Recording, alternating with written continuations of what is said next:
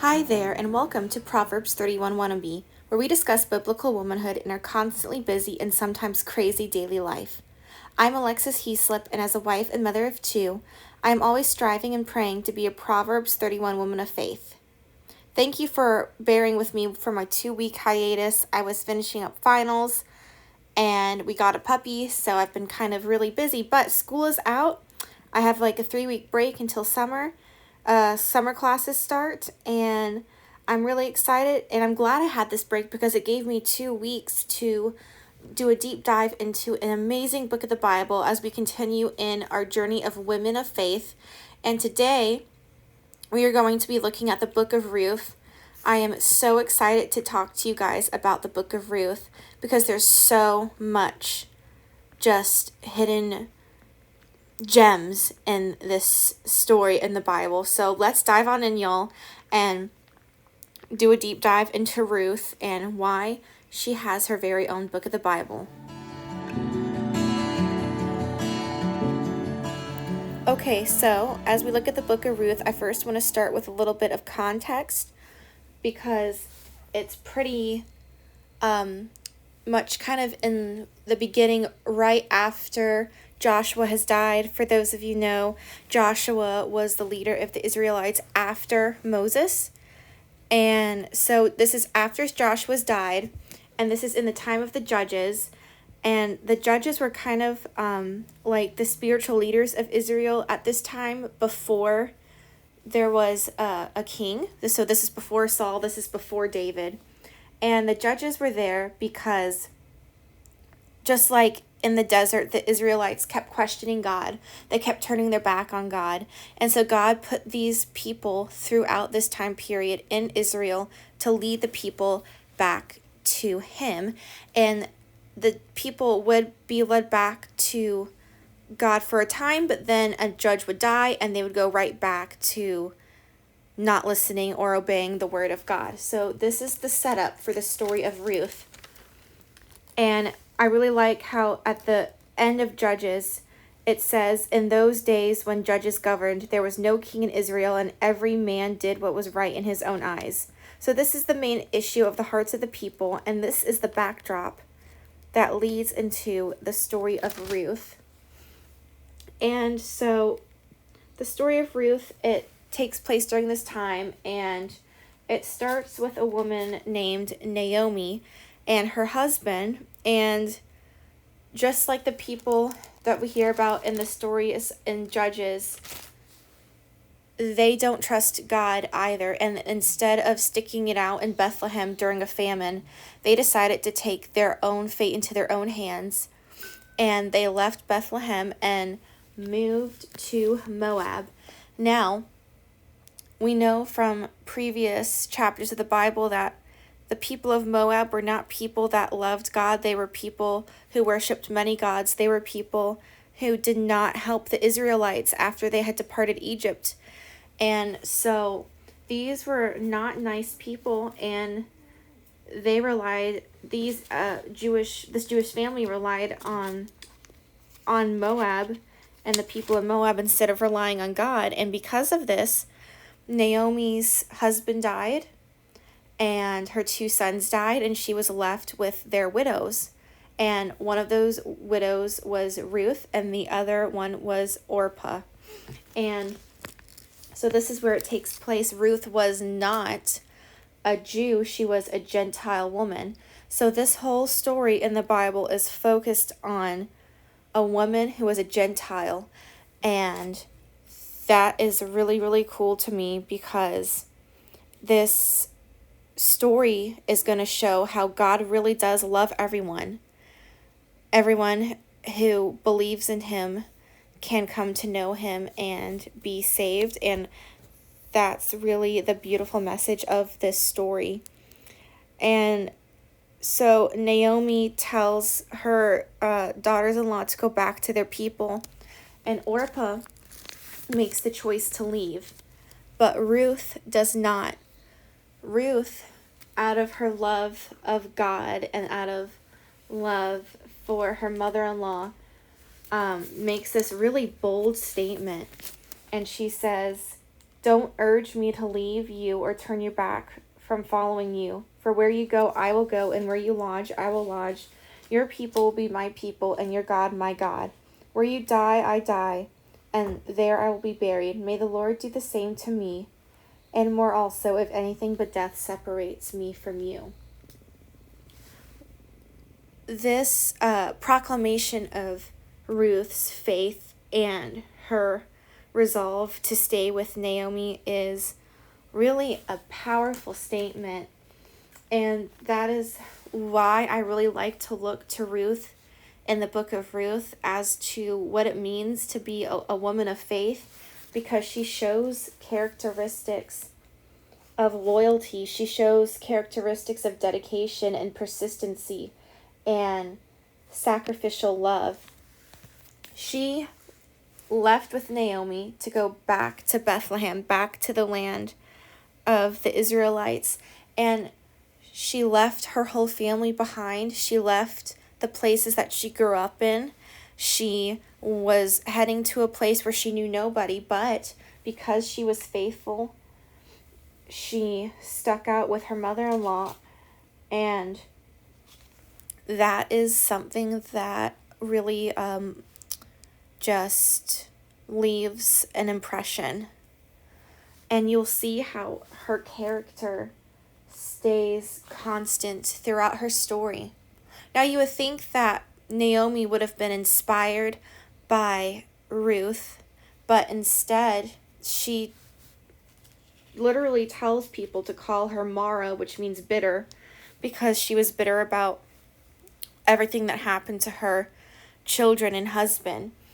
And it's really, I think, ironic, because Ruth, the foreigner, imitated God's love better than his chosen people. Ruth, throughout this whole story, shows hope and a desire to have persistency and sacrificial love for Naomi, where most of the story Naomi is bitter and mopes about. And I just think it's really cool that we can see that not just the Jewish people, but anybody who turns to God can find rest in him. So we get to Bethlehem, and we meet a really important person in the story named Boaz. And Boaz was a highly esteemed member of the community, and he owned a field. And as we know from Jewish law and Leviticus and Deuteronomy, when you own a field and it's time for harvest, you're supposed to leave the pieces of grain or fruit or whatever behind in the field so that widows and orphans don't starve and they can go and glean the field. And because of this law in Leviticus and Deuteronomy, Naomi told Ruth to go glean the field so that they could have something to eat. And this is how she met Boaz.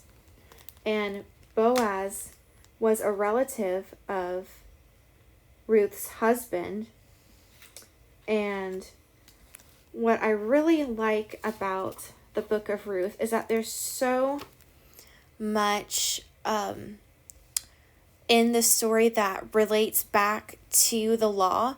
And I feel like as Christians, sometimes we tend to overlook a lot of the things that are in Leviticus and some of the things that are in Deuteronomy, because we know that Jesus is the fulfillment of the law, and that is really a beautiful thing to be able to rest in. But in order to really understand a lot of the Bible, I feel like as Christians, we need to have a better understanding of what the first 5 books of the Bible really do say, because without a firm understanding in that, we lose some of the importance of things that are said in other books of the Bible, like in the book of Ruth, how we're going to talk about a redeemer. What does that even mean? How could I know what that means unless you know the laws of redemption that are in Leviticus 25 and 27 and Deuteronomy 25?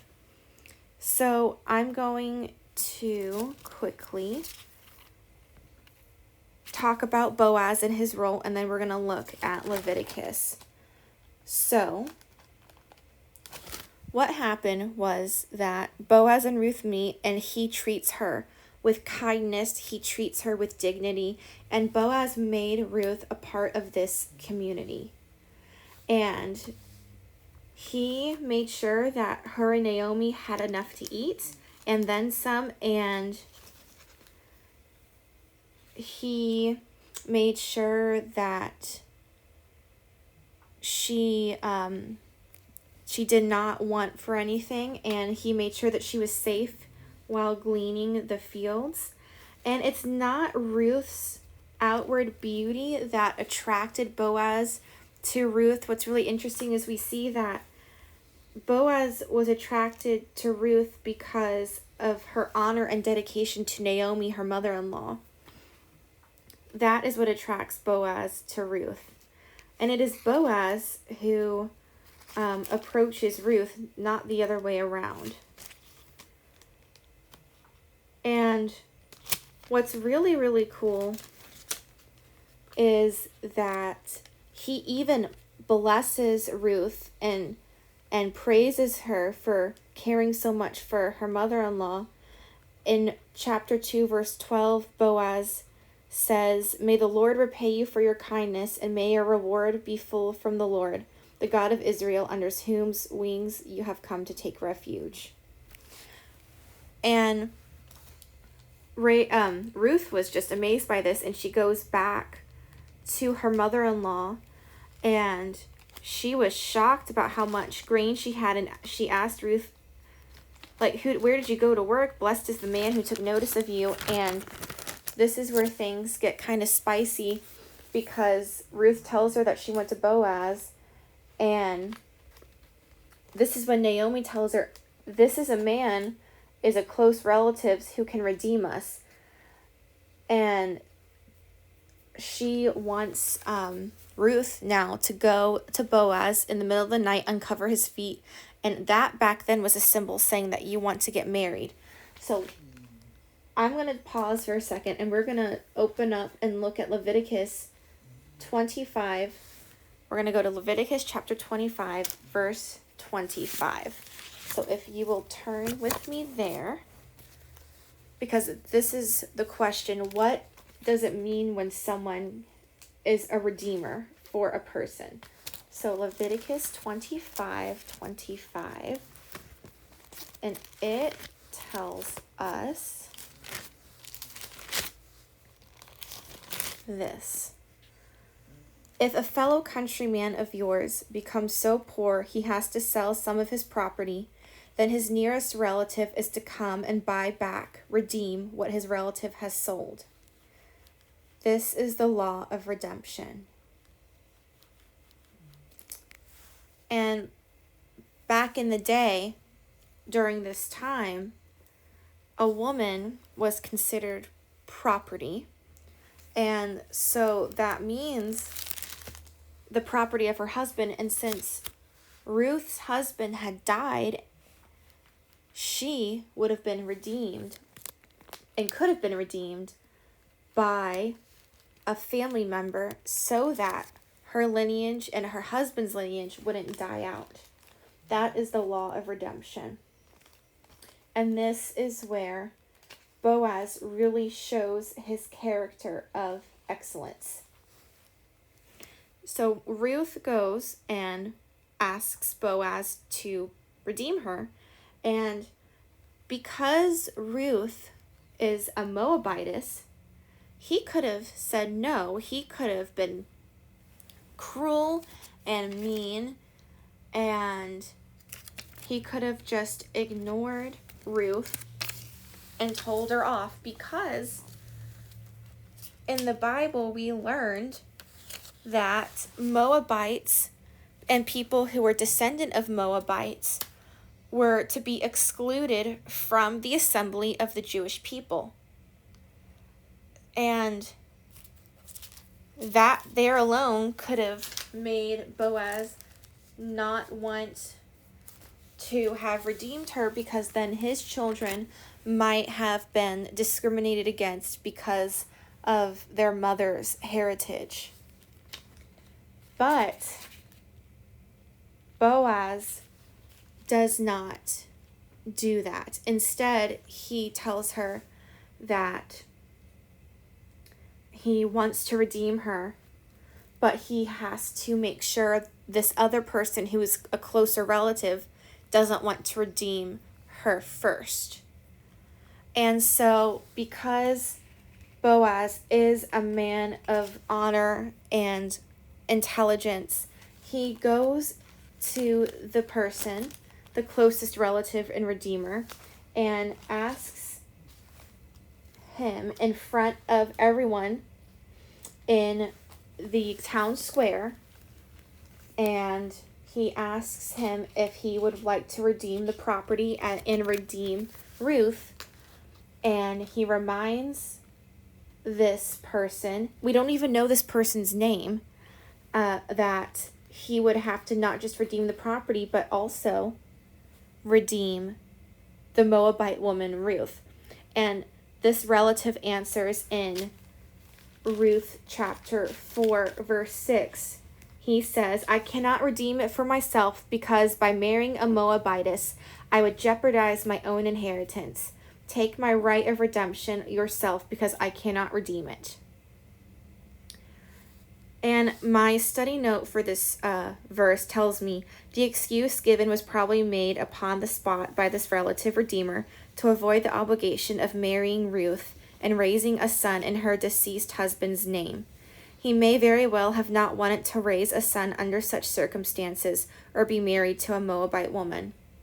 Unlike this relative, Boaz was a man of dignity and strength and honor. And he redeemed Ruth and married Ruth. And he ended up being so blessed by the Lord for choosing to redeem this woman. Now, what's really cool is I know that Hebrew names have a lot of meaning behind them. So I actually took the time and looked up what the meaning of Boaz's name meant. And according to Jewish texts that I read, the name Boaz actually means, in it is strength. And I think that is such an appropriate name, because Boaz was full of strength. He was full of strength from the Lord, and he loved the Lord, and he upheld the law, and because of that, he was truly blessed. I love how this book of the Bible closes out, because all the people at the gate and the elders end up blessing Boaz and Ruth in this story. And let's turn to Ruth chapter 4, verses 11. And it says, all the people at the gate and the elders said, we are witnesses. May the Lord make the woman who is coming into your house like Rachel and Leah, the two who built the household of Israel. May you achieve wealth and power in Ephrathah and become famous in Bethlehem. Further, may your house be like the house of Perez, whom Tamar bore Judah, because of the offspring which the Lord will give you by this young woman. So Boaz took Ruth, and she became his wife. And he went to her, and the Lord enabled her to conceive, and she gave birth to a son. Then the women said to Naomi, who was once bitter but is now full of joy again, Blessed is the Lord, who has not left you without a redeemer today, and may his name become famous in Israel. May he also be to you one who restores life and sustains your old age. For your daughter-in-law, who loves you and is better to you than 7 sons, has given birth to him. Now, what a beautiful end to this story that started off so sad. And the book doesn't just end with this happy ending and blessing here.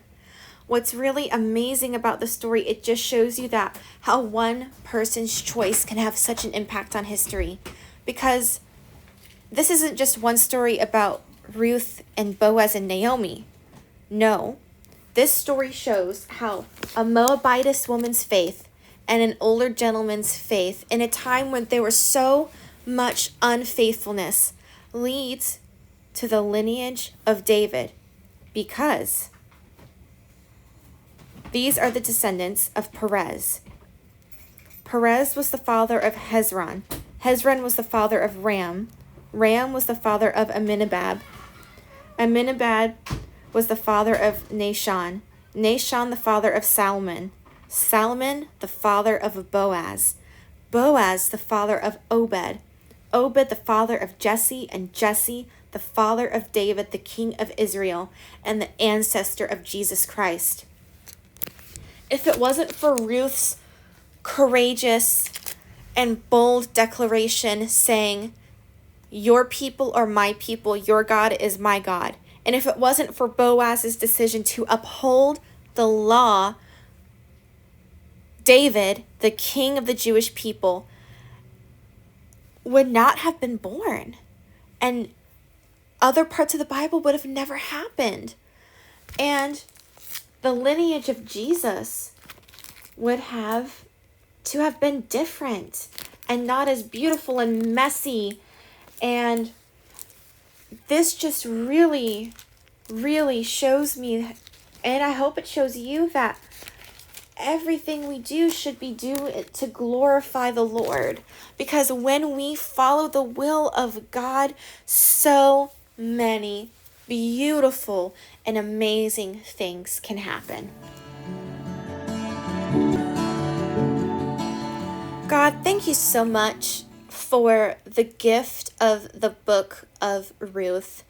Lord, you are the author of this story, and I thank you for giving us such a powerful and poignant reminder that when we follow your will, amazing, powerful things can and do happen. Lord, I pray that I am able to have the boldness of Ruth to declare that no matter the circumstances, you are my God.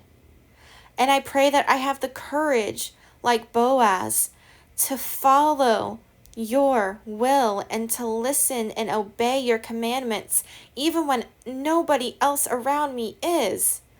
Lord, thank you for showing us that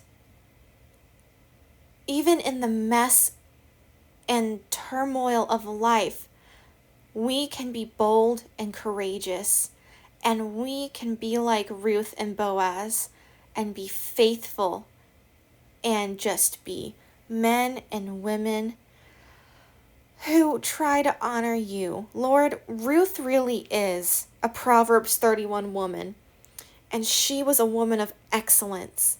Lord, I pray that you can use me and mold me so that I may be even slightly like Ruth. Lord, help me and help all of those listening to strive to be women of excellence, just like Ruth was. Amen.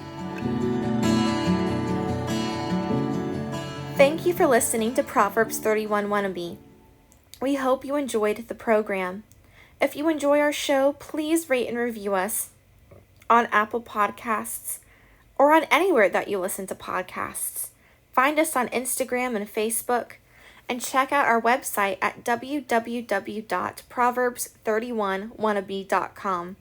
We would love to hear from you, especially in the comments.